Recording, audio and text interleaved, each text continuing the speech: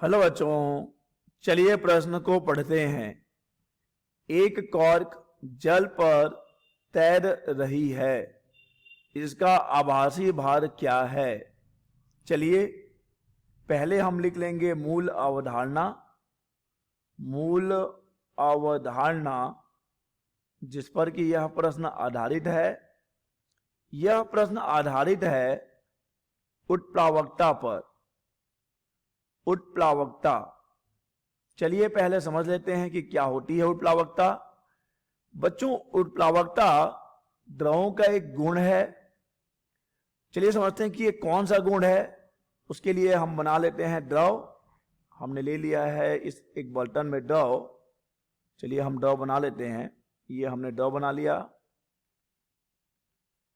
अब देखिए बच्चों, उत्प्लावकता द्रव का वह गुण है जिसके कारण वह द्रव क्या करता है, वह द्रव उसमें डूबी हुई, आंशिक या पूर्ण रूप से डूबी हुई वस्तुओं पर ऊपर की ओर एक बल लगाता है, जिसे कि हम उत्प्लावन बल कहते हैं।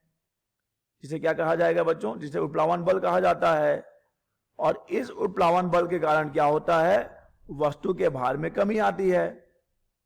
भार में कमी आ जाएगी। ठीक है बच्चों, तो अब हमने समझ लिया है कि उत्प्लावकता क्या है। उत्प्लावकता द्रव का गुण है जिसके कारण द्रव क्या करता है, उसमें डूबी हुई, आंशिक रूप या पूर्ण रूप से डूबी हुई वस्तु पर ऊपर की ओर एक बल लगाता है, जिसे हम उत्प्लावन बल कहते हैं।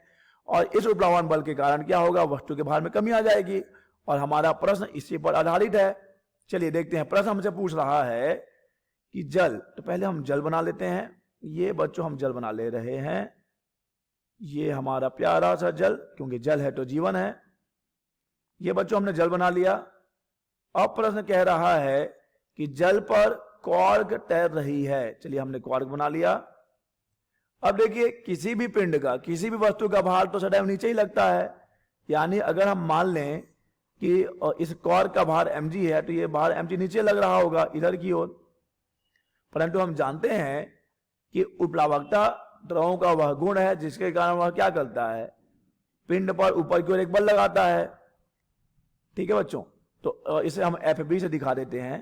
अब देखिए, चूंकि हमारा जो कॉर्क है वो जल पर तैर रहा है, इसका तात्पर्य यह है कि यहां पर जितने भी बल हैं सब संतुलन में है। और यहां पर दो बल हैं, एक वस्तु का भार और एक उत्प्लावन बल FB जो ऊपर की ओर लग रहा है। तो जब ये दोनों बराबर और विपरीत हैं, तभी तो कॉर्क जल पर तैर रहा है। तो इस स्थिति में जो परिणामी बल हो जाएगा बच्चों, या जो परिणामी भार हो जाएगा, वह शून्य हो जाएगा, जो कि यहां पर आभासी भार होगा। अतः इस स्थिति में पिंड का नहीं, कॉर्क का जो आभासी भार है वो क्या है बच्चों, आभासी भार शून्य होगा। आभासी भार शून्य होगा। क्यों होगा शून्य? क्योंकि भार mg नीचे की ओर ऊपर लगने वाले उत्प्लावन बल के बराबर है, इसलिए आभासी भार यहां पर शून्य होगा। आशा करते हैं बच्चों आपको यह प्रश्न समझ आया होगा। धन्यवाद।